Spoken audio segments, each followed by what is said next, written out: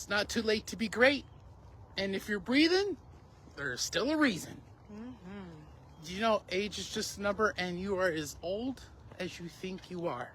Did you also know that your history is not your destiny? Ooh, your history is not your destiny.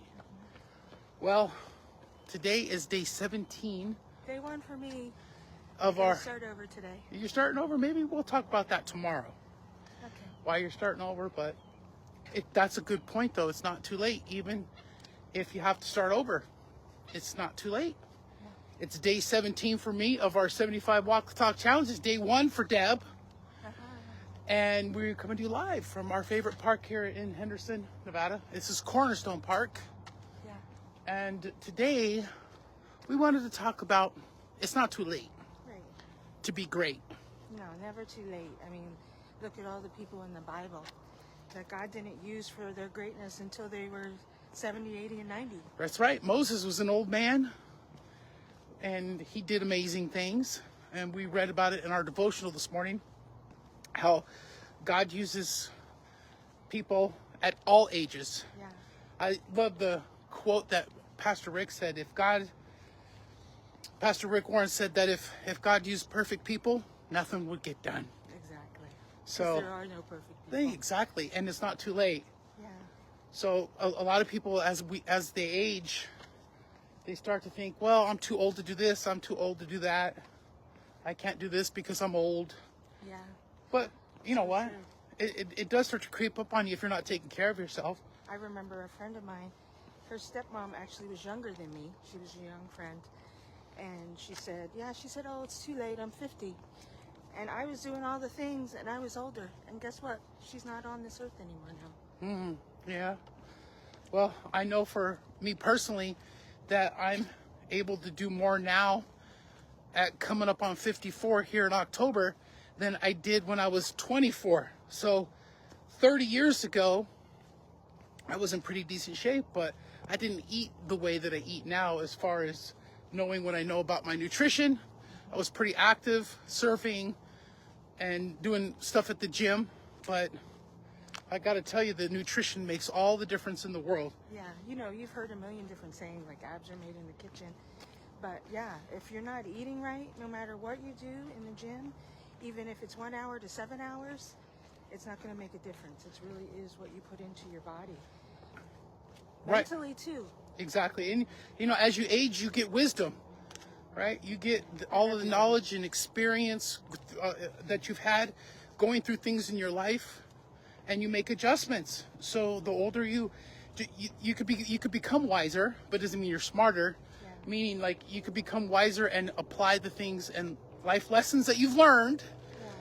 Yeah. What did they say? And adjust. Yeah, youth is wasted on the young, right? Youth is wasted on the young, meaning you're young and dumb. We've heard the sayings before. You're young, dumb, and all the other things. Yeah, that's why a lot of people get confused with the nutrition though, because there's so many different things that are healthy that you can have, but it might not be the best for your body. We're all individuals, and we really have to take the time to see how we feel after we eat something. I mean, there's certain things like seed oils, we know it's not good for anybody. Right, at any age. At any age. But I mean, like a meat versus fish or egg versus dairy, they can be good for people. Right. Or maybe they're not so good for certain people. Right, but I mean, as you age, you realize there's certain things you can't do anymore physically because it starts to add up.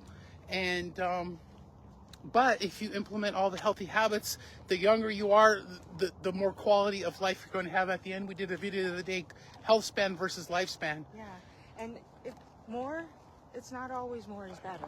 No. Yeah, I'm learning that, definitely. And you know what? Age and aging is, it's in your mind. It's how you think. It reminds me of the great pitcher Satchel Paige. If you guys never heard the story, Satchel Paige was an amazing pitcher, and he pitched back in the day before Jackie Robinson. So he was one of the best pitchers of all time, but he wasn't able to pitch in the major leagues because Jackie Robinson hadn't broke the color barrier yet. So he spent years and years and years in the minor league, or not the minor leagues, the Negro leagues, and he was an amazing pitcher. And then towards the end of his career, he finally got an opportunity to pitch in the major leagues. And he came in and he pitched a game and he was striking people out. But he was in his 50s and it was blowing people away. And after the game was over, they interviewed him one time and they said, they were asking him questions about his age and how he thinks about aging. And he said this, he said, if you didn't know how old you were, how old do you think you would be? Yeah, that's a good question.